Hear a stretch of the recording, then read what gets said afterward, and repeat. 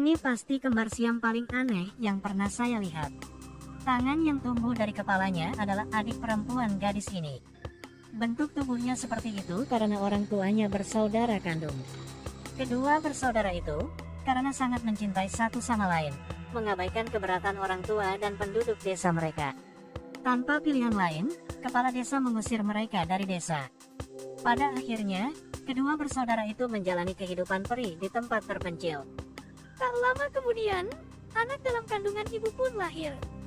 Tak disangka, dia melahirkan anak kembar. Apalagi kembar ini siam. Adik perempuan tumbuh di atas kepala kakak perempuan. Setelah sang ayah melihat putrinya yang mengerikan, kepribadiannya pun berubah 360 derajat. Dia menggunakan tangan dan kakinya untuk menendang sang ibu.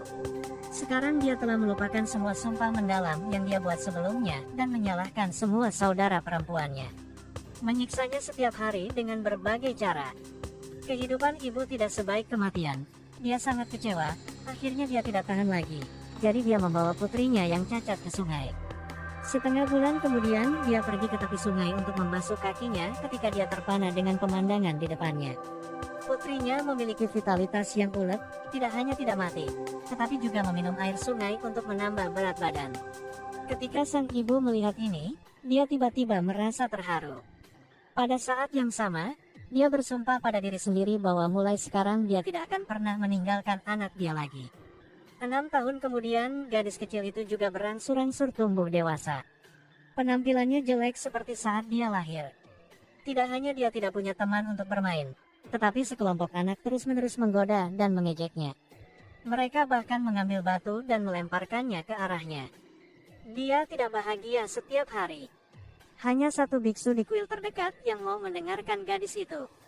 Tapi tanpa diduga, biksu ini juga bukan orang yang baik.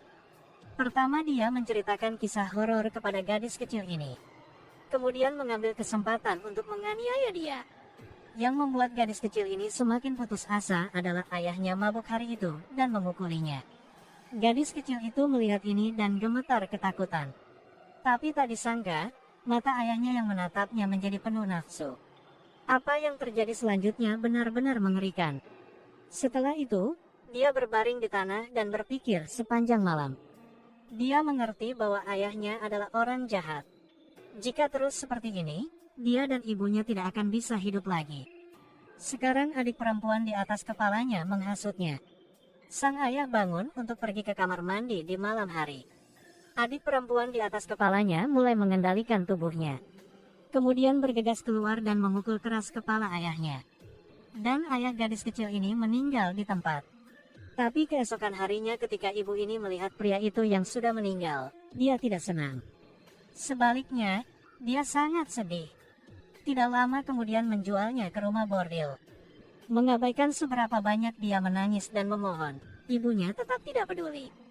Dan nasib gadis kecil itu benar-benar berubah. Mengubah adegan ketika gadis itu telah tumbuh menjadi dewasa. Karena penampilannya yang jelek, tidak ada pelanggan yang mau memilihnya. Sering dimarahi dan dihukum oleh nyonya. Hanya ada satu gadis cantik bernama Komomo yang ingin menghiburnya. Keduanya juga telah menjadi teman dekat. Komomo bahkan mengatakan bahwa akan ada seorang pria tampan datang menjemputnya. Tapi hal yang tidak terduga seringkali tidak dapat diprediksi. Hari itu nyonya menemukan bahwa cincin platinumnya telah dicuri. Semua orang di rumah bordil ini mengira itu karena Komomo mencurinya. Dia kemudian mengikatnya dan berencana menggunakan hukuman yang diturunkan oleh leluhurnya untuk diterapkan ke Komomo. Ini jelas merupakan bentuk penyiksaan paling kejam yang pernah saya lihat. Hanya melihat nyonya rumah bordil ini menyalakan 3 batang dupa. Lalu gunakannya untuk menusuk ketiak Komomo. Tapi masih belum cukup. Lalu dia mengambil segenggam dupa lagi. Tepat setelah itu Komomo kesakitan dan ingin mati saja. Lalu dia mengeluarkan jarum sepanjang 40 meter untuk menusuk kuku Komomo. Bentuk penyiksaan ini tidak hanya sangat menyiksa orang, tetapi juga memastikan bahwa itu tidak mempengaruhi pekerjaan. Meski disiksa dengan sangat brutal, Komomo tetap bersikeras menolak mengakui bahwa dia telah mencuri cincin. Tidak lama setelah itu, dia gantung diri untuk membuktikan bahwa dia tidak bersalah. Tapi nyatanya Komomo tidak benar-benar mencurinya. Yang mencuri cincin itu adalah gadis itu. Hari itu gadis itu keluar dari kamar nyonya. Secara kebetulan, dia bertemu Komomo di sini. Melihat semuanya terungkap, dia membuat rencana untuk menyalahkan Komomo. Dan Komomo yang malang menjadi orang yang disalahkan. Mengapa gadis itu begitu kejam pada teman satu-satunya? Itu karena di dalam kepalanya yang jelek ada adik perempuan yang jahat juga. Tidak lama kemudian seorang pria bernama Christopher pergi ke rumah bordil tersebut. Dia adalah orang yang ingin mengeluarkan Komomo dari sini. Keduanya hanya bertemu sekali, tapi sudah hitung cinta 100 tahun. Kali ini Christopher hadir untuk membawa Komomo ke Australia. Tetapi dia mencari selama 3 hari 3 malam dan masih tidak dapat menemukan sosok Komomo. Segera seorang pria datang untuk bertanya padanya. Pada saat ini, Christopher mengatakan bahwa dia ingin menemukan Komomo. Tetapi lelaki itu buru-buru mengatakan bahwa orang itu tidak ada di sini. Tidak ada jalan lain selain Christopher harus tetap di rumah bordil ini. Saat ini gadis dengan tubuh seksi muncul. Karena dia mendengar Christopher datang ke sini untuk mencari Komomo, dia setuju menggantikan posisi Komomo untuk melayaninya. Sekaligus bercerita tentang Komomo gantung diri. Mayatnya juga dibuang di sungai. Ketika Christopher mendengar berita ini, dia menjadi marah. Dia tidak bisa menerima kenyataan bahwa Komomo sudah mati. Pada saat ini gadis itu tiba-tiba menoleh dan tersenyum sinis. Dia tiba-tiba berubah menjadi orang yang berbeda.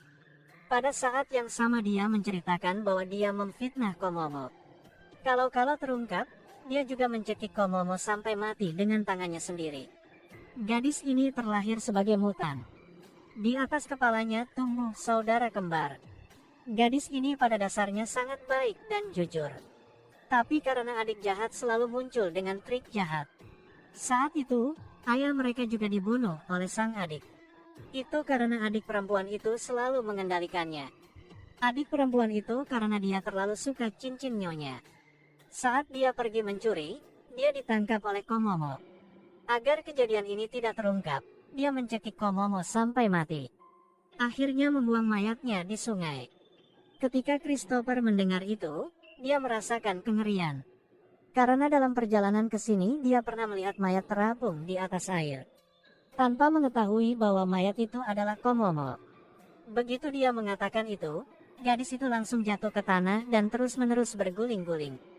Christopher merasa merinding dan mendekat untuk memeriksa. Tiba-tiba, tangan dari atas kepala gadis itu muncul. Itu adiknya yang jahat. Ia memiliki hidung, mata, dan pikiran juga. Ia ingin mendapatkan kembali kendali atas tubuhnya, tetapi tidak berhasil. Lebih dari itu, sang adik juga merasakan bahwa Christopher pasti bukan tipe yang baik. Sebenarnya, bertahun-tahun yang lalu Christopher melecehkan adik perempuannya. Sampai adik ini mengandung Christopher karena dia tidak ingin ini terungkap, jadi dia membunuhnya. Jelas hanya 2 orang yang tahu ini. Tapi kenapa kamu tahu itu? Christopher mulai menjadi gila seperti orang gila. Setelah itu, dia mengeluarkan pistol peninggalan nenek moyangnya untuk menarik pelatuknya. Namun gadis yang terkena peluru itu berubah menjadi penampilan Komomo. Christopher melihat ini dan membuatnya melebar karena terkejut. Ternyata dia sudah lama menderita penyakit mental. Semua yang terjadi ini hanyalah ilusinya. Ini juga menjelaskan mengapa gadis ini tahu bahwa dia membunuh adik perempuannya. Akhirnya dikunci di penjara bawah tanah oleh nyonya. Hal-hal yang dia lakukan salah di masa lalu secara bertahap muncul di depan matanya. Bahkan di penjara, tidak ada cara untuk menyelamatkannya. Jiwa sang adik perempuan selalu bersamanya. Ada hal-hal yang dilakukan salah akan tidak pernah bisa dimaafkan. Video hari ini berakhir di sini. Sampai jumpa di video selanjutnya ya, bye-bye.